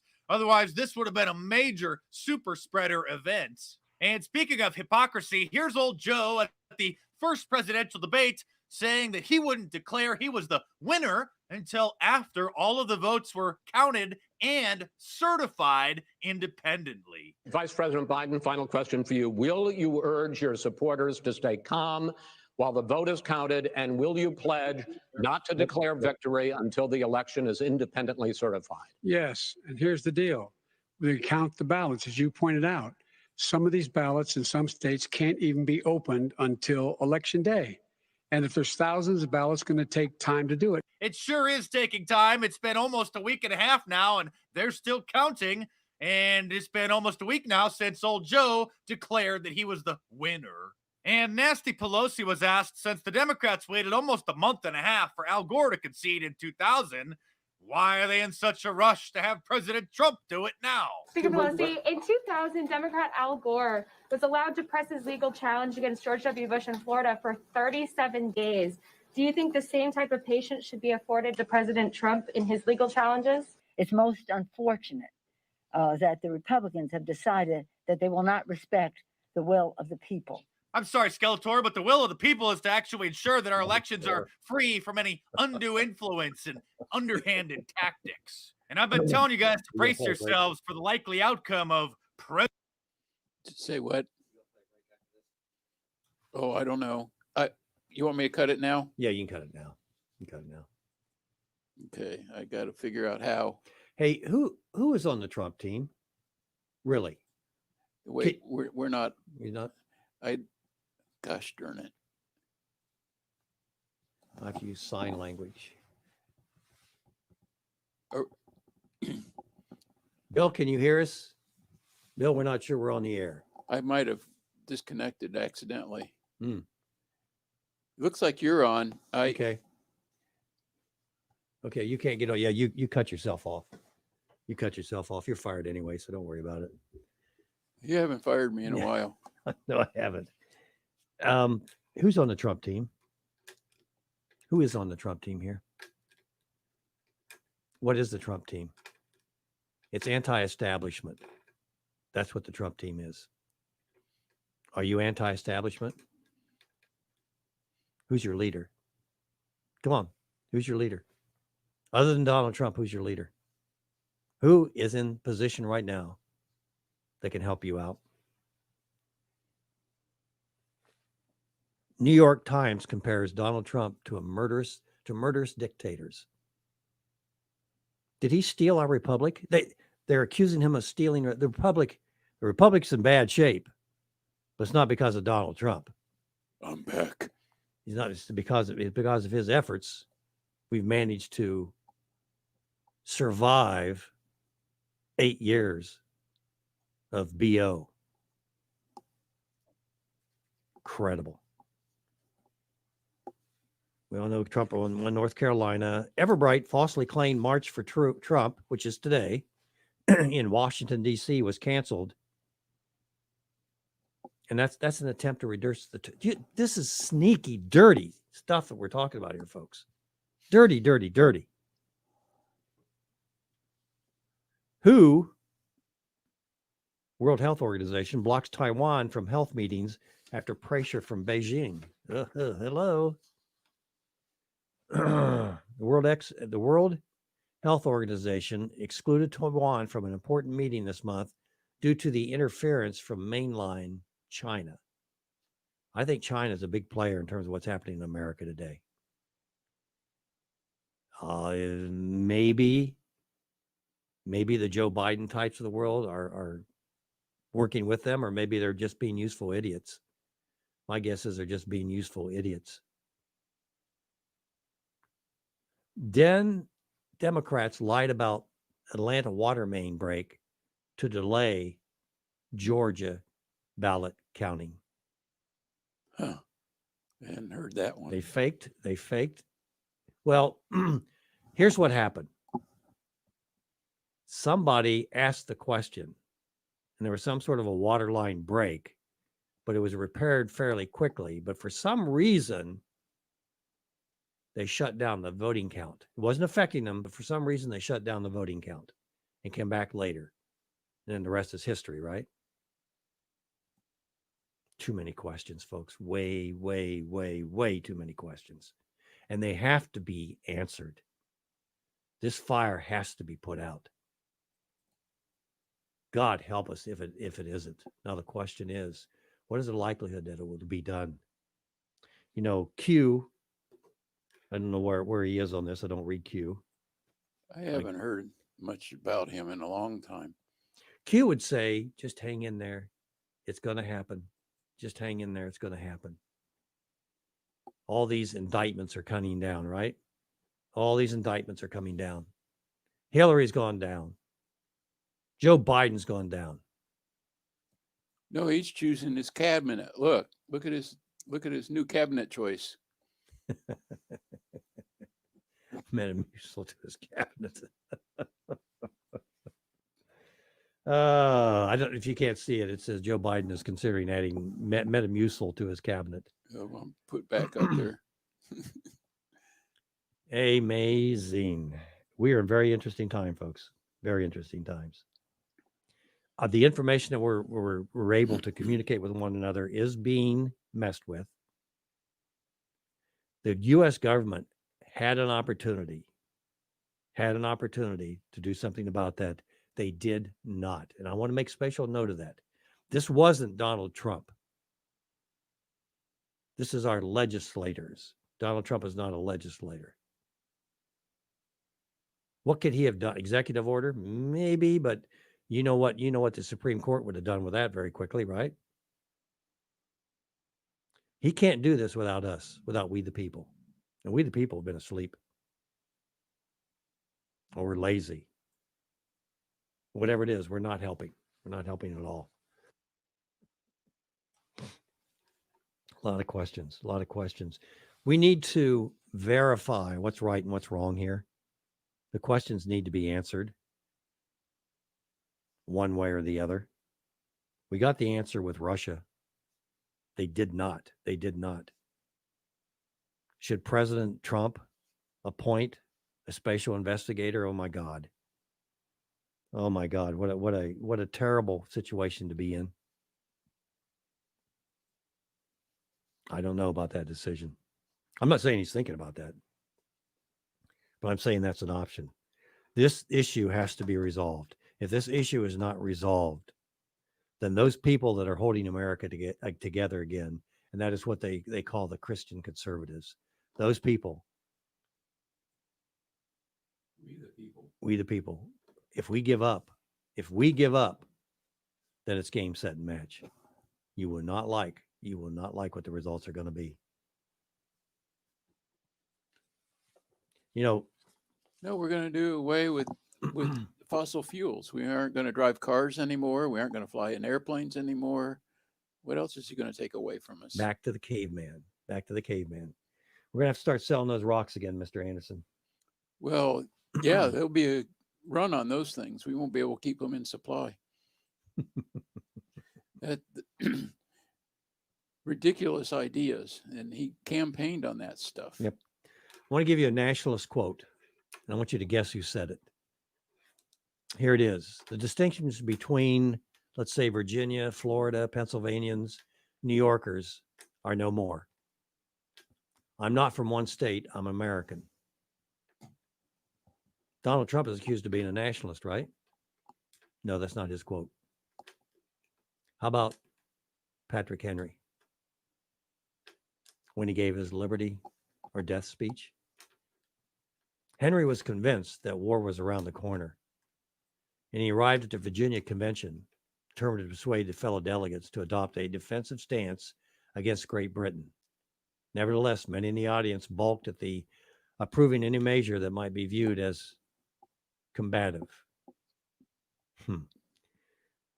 Where that King George had rejected the Continental Congress petition of redress for grievances was yet to reach the colonies, and some still held out hope for a peaceful reconciliation with Britain. We're holding out hope for a fair calculation of the votes. I have but one lamp by which my feet are guided, he said. And that lamp is the lamp of experience. We know better, folks. We know better. Live in hope, die in despair. We need to stop that insanity. I know no way of judging the future, but by the past. What have the Dems done in the past? What have the Republicans done in the past? You know that spinal angle I was talking about with regards to Republicans? When we meet, when we negotiate, we start halfway and then start moving in the other direction, not towards us, but the other direction, towards the enemy. And how much more can we give them to satiate them? And judging by the past, I wish to know what there has been in the conduct of the British ministry for the past 10 years to justify these hopes, of which gentlemen have been pleased to solace themselves. He then turned his attention to the British troops mobilizing across the colonies. Do you see what's happening here? We're putting a cabinet together. Global warming. It's all forming. Fleets and armies. Go ahead. Pandemic. Yep. Yeah. Fleets and armies necessary to work of love. Are fleets and armies necessary to the work of love and reconciliation, he said.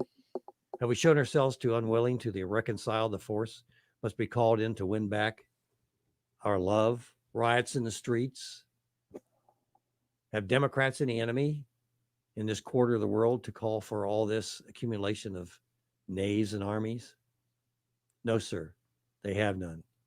They are meant for us. They can be meant for no other. Do you understand where that gun is pointed in America, folks? It's right at you, conservatives. Do not live in hope and die in despair. Don't wait for Donald Trump. Pick it up in your local community. You can start. You start with the anti-vax. That's taking the weak and people back. That's taking us back to where we need to be. Start with that. Start with your own project. Go ahead. That's a major thing. It's huge. That's the mark of the beast, if you will. Our petitions have been slighted. Our remonstrations have produced additional violence and insult. Our supplications have been disregarded, and we've been spurned with contempt. And I'll end it with this, which is what we're thinking. Is life so dear or peace so sweet has to be purchased at the price of chains and slavery. Your freedoms, folks. With the mask, they're gone, whether you're in business or individual. And when this new regime gets in, Katie, bar the door. Here's a list you want to ask. If your representative's name isn't on here, ask them why they're not on this list. This is bad news to Pelosi. Hey, folks, thanks for listening in today. Appreciate Jeff. God bless y'all. Have a great weekend.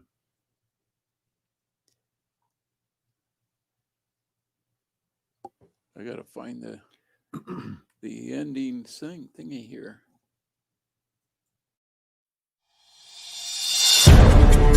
Join us Saturdays at 10 a.m. Eastern for Last Call with BJ Edwards.